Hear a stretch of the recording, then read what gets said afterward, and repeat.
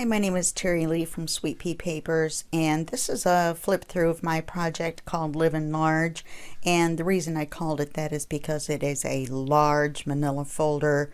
I guess you could call it a folio or a notebook. It's held closed with this string, and it goes around twice just to make sure. And then it opens this way. It's got a spine here, and then it's got two spines here, sort of like a lamp book. And I'm going to be moving it around. This piece of wood is so that you can see it better, but I'm definitely going to have to move it around to show you the entire thing. Okay, so you're going to open it at this first spine, and then you're going to have all these pockets. This is just a placeholder, and so these are all large writing cards. There's 4, and then you could certainly put another larger one in here. Goes all the way down, and then this pocket goes down. This is a pocket, this is a pocket, and then this last one is decoration. Now during the video I had added some mushrooms and stuff, and then I realized it was turning into a more masculine project, and so I actually took them out. So for those of you that watch the tutorial, you may be like, well, where did the mushrooms go and the plants and stuff? And I took them out. So once you've opened that, then you're going to open this way. This would be where the mushrooms disappeared. And there's 4 large writing cards in the top. This is a paper bag. Okay, and then I have a blank area here because this is where I took the mushrooms off. Haven't put anything here yet. And you can put a large writing card here. You can put some tags in here. You can put whatever you like. It's a pocket. Then this piece right here is a large note card or notepad filled with coffee dyed paper. And oh, I forgot to say that I used the 12 by 12 heirloom stack exclusively. There is no kit paper, no anything in this whole project. Okay, and that's held in by a belly band. Oh, there's 2 flowers, but we'll have to see about those. And then you're going to see this side, and this side is a large pocket, and then it flips open here, and you have some writing space here if you want. You could just leave it if you wanted to, but it's held on by a magnet, and the reason I made it this way is because if you put some paper in here, you don't want it flopping out since it's in the center, and then this will hold it shut. Okay, then the next part that you open is going to be this part here,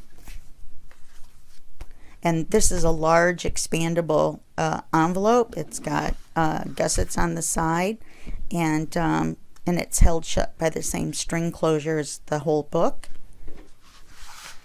Then in this section here, there's a writing card here that I've already put in, and a very large writing card here. And the best thing about this writing card on the back and on the front, and then it opens up like this. Okay, I haven't covered the inside yet. That's why it says Amazon Basics right there. You can tell. And then I put the stripes here. This was all brown, and I put the stripes here because just to break it up. So this card goes here, and then this opens like this, and there's another tuck spot, only this time in the center. And then there's another large writing card that opens up on this side, and this is the paper that I used in here. And I used coordinating papers. In the heirloom stack, there's actually 3 of each paper.